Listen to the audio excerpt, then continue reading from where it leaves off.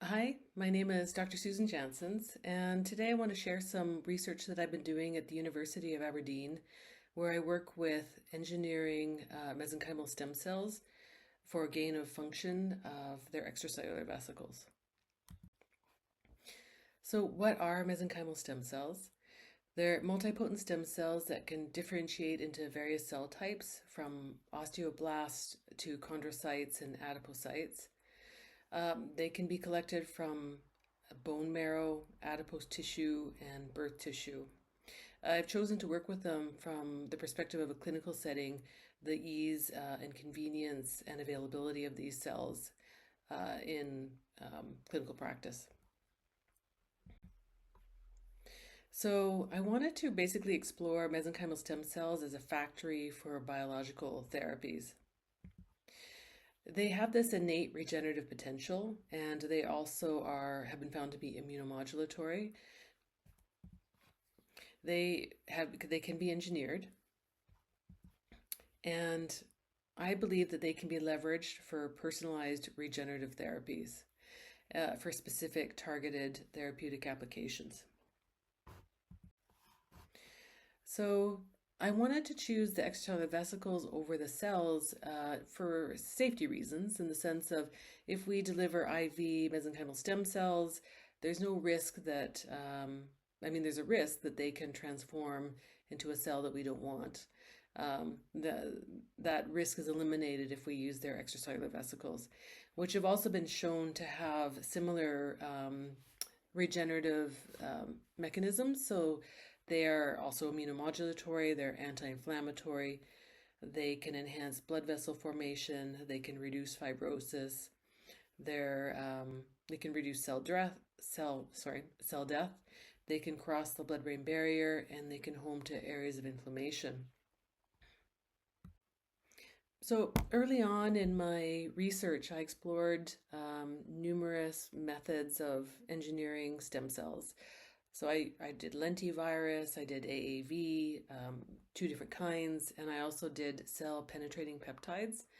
Then ultimately, I ended up choosing this non-viral multi-gene engineering approach.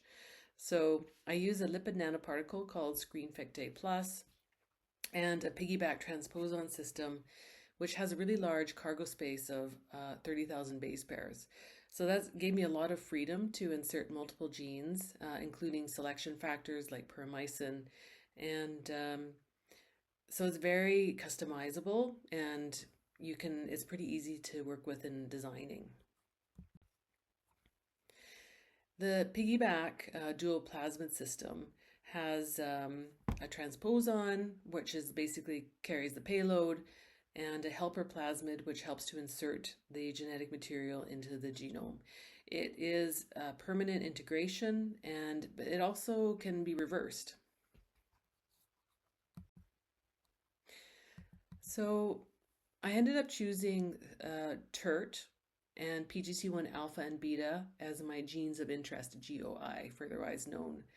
And hTERT was for extending cellular lifespan and preventing cellular senescence, and the PGC1 alpha and beta were for basically mitochondrial biogenesis, metabolic reprogramming. They've been shown to be reparative in neural environments. And of course, the goal is that there's going to be a synergistic effect when combining these three genes. Now, I tried to utilize some cell labels. So I had tried GFP and luciferase, which didn't work. So in this case, I'm presenting the data as CP results of PCR, where CP, the lower the CP value, the higher the expression of the mRNA of the gene of interest. So here you can see that hTERT maintains a statistical increase in significance over control all the way up through to 96 hours. You can see that it is still higher expression of mRNA at the point of GOI selected, or our cell line, stable cell line, but it's no longer significant. With the PGC1 alpha and PGC1 beta, There's a significant mRNA expression all the way through to the GOI-selected cell line. I also wanted to assess protein expression and production. And here you can see that protein doesn't really get expressed from the transgenes until the cells have been selected for in passage. So that's the GOI selected. I also wanted to assess the mitochondria, the mitochondrial density of the MSCs after engineering. On the left, you can see the control, and on the right, it's the P7 puromycin-selected engineered. The nucleus in blue increases considerably in the engineered and stable cell line. And the mitochondria also, as you can see by the central graph here, there's a lot more mitochondria in the engineered cells. What I found, though, was that 24 hours and 48 hours post-transfection, the mitochondria actually decrease, and it isn't until later that they increase in density. Because the cell's morphology changes so much, I wanted to make sure that they were still mesenchymal stem cells. So here you can see that I checked them for CD73, CD90, CD105, and that they're negative for CD34, CD45, and HLA, which they are.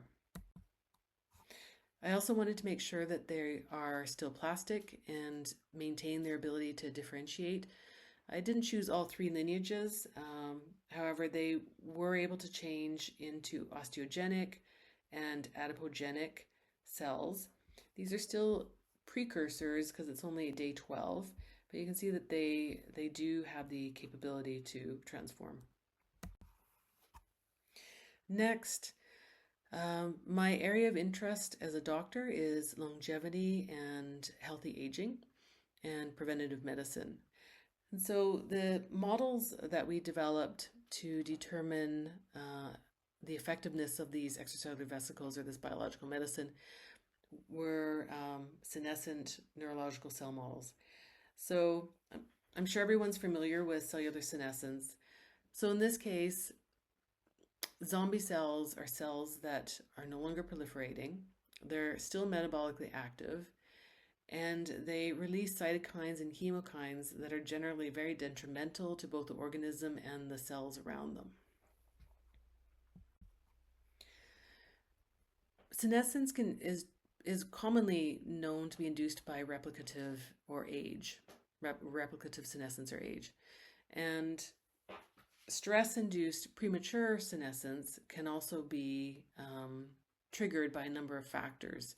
So there's metabolic challenges, mitochondrial dysfunction, oxidative stress, telomere shortening.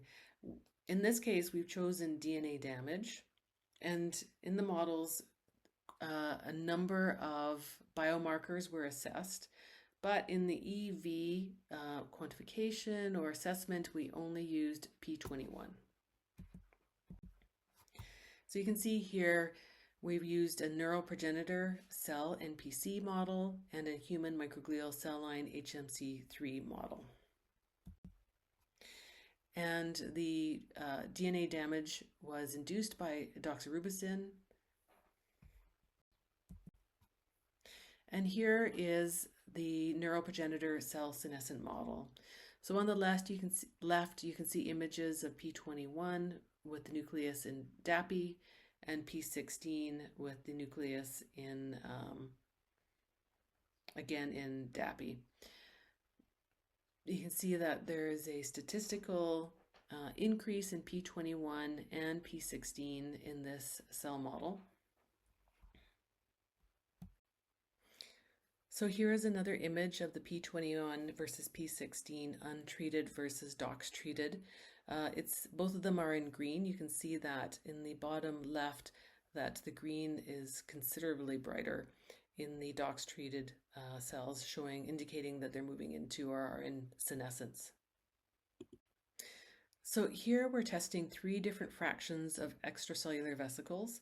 There's the control EVs, the GOI EVs, which are collected 48 hours post transfection, and the GOI selected EVs, which are collected a passage later, and these are the stabilized cell line that have been selected for. So what's interesting is that you can see that there's a significant increase in hTERT, PGC1 alpha, and PGC1 beta only at the GOI EV or 48-hour mark after transfection. Everything else is non-significant. Further to this, we checked the senescent P21 marker, and there is no significant change between any of the 3 fractions and the DOX treated senescent cell. Further to this, we tested the EVs on HMC3, again assessing P21 expression and with DNA damaged induced senescence. This is basically an example of the model that was developed. And in this case, the effects of the engineered MSCs show that there's no significant change between hTERT and PGC1 beta. We were unable to test PGC1 alpha in this model. However, what is interesting is that the P21 is significantly reduced, meaning that there's a reversal of the senescent phenotype in both control, GOI EV, and the GOI selected EV, which is the stable cell line. So in conclusion, the goal of my PhD was to assess mesenchymal stem cells as a manufacturing platform for the production of modified extracellular vesicles. And the PiggyBac system, I consider it a transformative approach to multigene engineering in MSCs.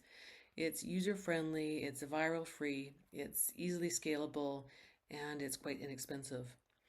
So in our NPC model, we showed an increased mRNA expression of the 3 transgenes, hTERT, PGC1 alpha, and PGC1 beta. In the HMC3 cell line, we had a significant reduction in the senescent P21 marker.